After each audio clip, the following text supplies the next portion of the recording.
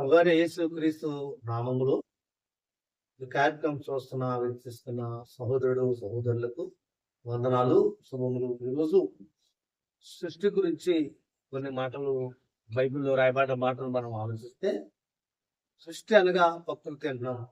పంచభూతాలు, భూమి, గాలి, నీరు, అగ్ని, ఆకాశం, ఇవి ఐదుటిని సృష్టి పంచభూతాలు అని లెక్కేస్తున్నాం. మనకి ప్రకృతి అని చెప్తున్నాం. మనకి ఈ సృష్టిని గురించి మనం కొన్ని విషయాలు మనం ఆలోచిస్తే, ప్రపంచంలో దేవుని వాక్యం వల్ల నిర్మాణం జరిగినవే, కలిగినది ఏది యేసుక్రీస్తు లేకుండా కలగలేదని ఏదైతే మన కంటికి కనిపిస్తుందో, పంచభూతాలు అంటున్నాము, ఈ భూమి, ఈ ఆకాశము, ఈ పంచభూతాలు దేవుని మాటను బట్టి కలిగినవని బైబిల్లో అనేక చోట్ల రాయబడ్డప్పటికీ, ఈ సృష్టి పుట్టి జీవితగా కోట్ల సంవత్సరాలు అయిందని, ఈ భూమి మీద మానవుడు వచ్చి 6,000 సంవత్సరాలు అయిందని చరిత్ర ప్రకారం లెక్కేస్తే, 6,000 సంవత్సరాల సృష్టి మానవుల కోసం సేవ చేస్తూనే ఉందండి. అయితే దీని గురించి బైబిల్లో సృష్టి ఎంత ప్రసవ వేదన పడుతుందో పంచభూతాలను అనడానికి, సృష్టి యొక్క ప్రసవ వేదన మనం ఆలోచిస్తే ఎందుకో చెప్పవలసి వచ్చింది మాటలు మనం అంటే,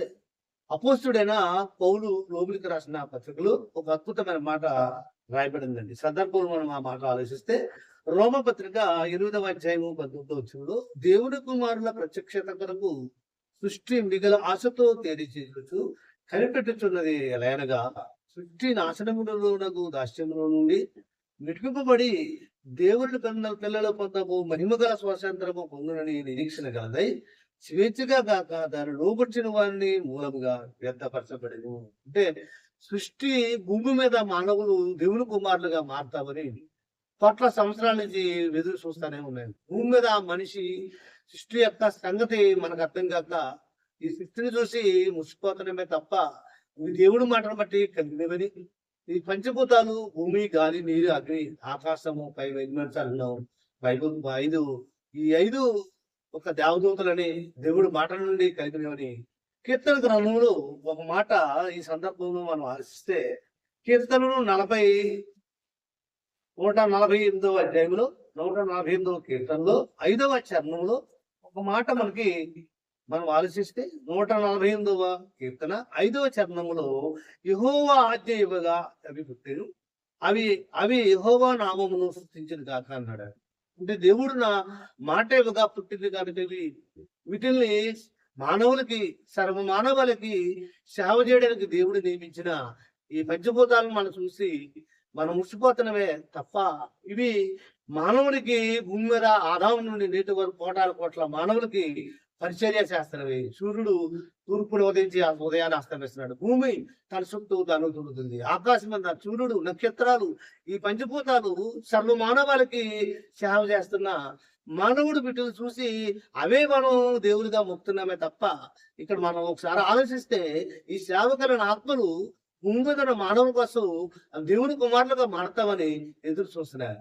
అదే రోమపత్రికలు మనం చదువుకున్నాం. రోమ 8:8-19లో దేవుని కుమారుల ప్రత్యక్షత కొరకు సృష్టి మిగిలిన ఆశ తేరుచు కనిపెడుతుంది. ఎందుకు భూమి మీద ఉన్న మానవుల కొరకు సృష్టి ఎదురు చూడవలసి వచ్చింది? దానికి కారణం ఏంటని మనం ఆలోచిస్తే, ఈరోజు కోట్ల సంవత్సరాల నుంచి భూమి తన కోసం మన కొరకు పనిచేస్తానే ఉంది. వాటికి హాలిడేస్ ఏమీ లేవు.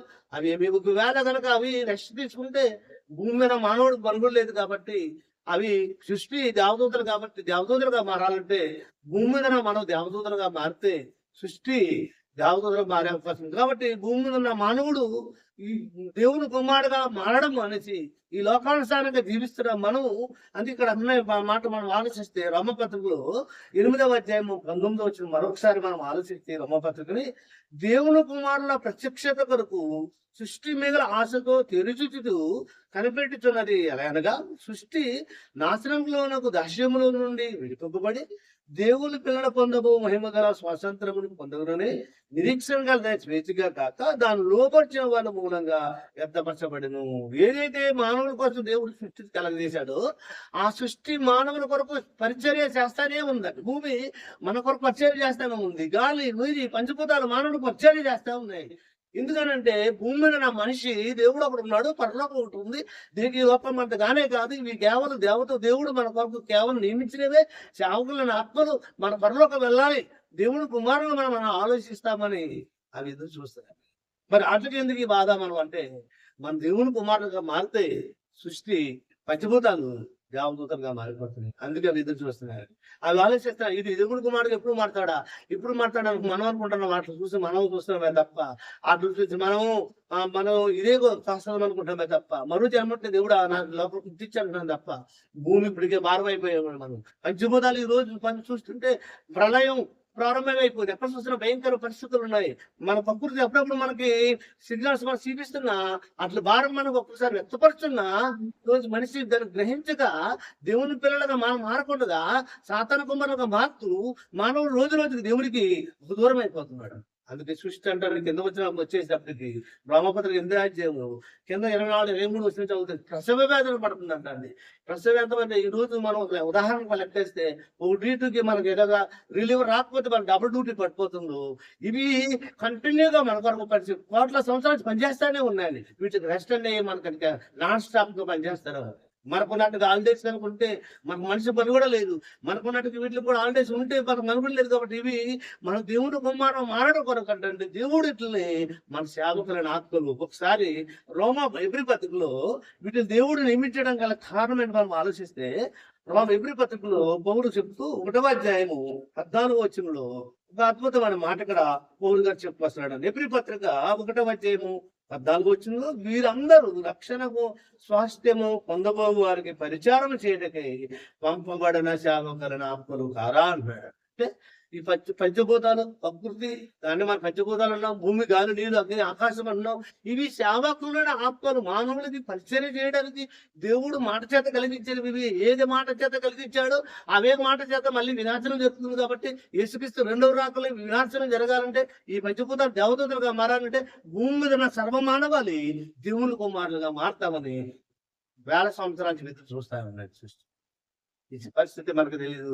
హ్యాపీగా మనం బతికిపోతున్నాం. ఇది లోపం బతికిపోతున్నాం లేదు, చాలండి ఇది గడిచిపోయిన రోజు అనుకుంటున్నాం తప్ప ప్రసవ వేదన పడుతుంది అంటే సృష్టి. ఎందుకు ప్రసవ వేదన పడుతుంది, ఎందుకు దానికి మనకి ఏంటి మనకు సంబంధం అంటే, అవి దేవుని దేవదూతలుగా మారాలంటే, ఈ ప్రకృతి దేవదూతలుగా మారాలంటే, భూమి మీద ఉన్న సర్వ మానవాళి దేవుని కుమారులుగా మారితే మన సృష్టి దేవదూతలుగా మారుతుంది దేవుడు. కాబట్టి మనం ఈ సంగతి ఆలోచించి దేవుని కుమారులుగా మనం మారడానికి మనం ప్రయత్నం చేస్తే దేవుడు ఈ మాటలు దీవించుడుగా.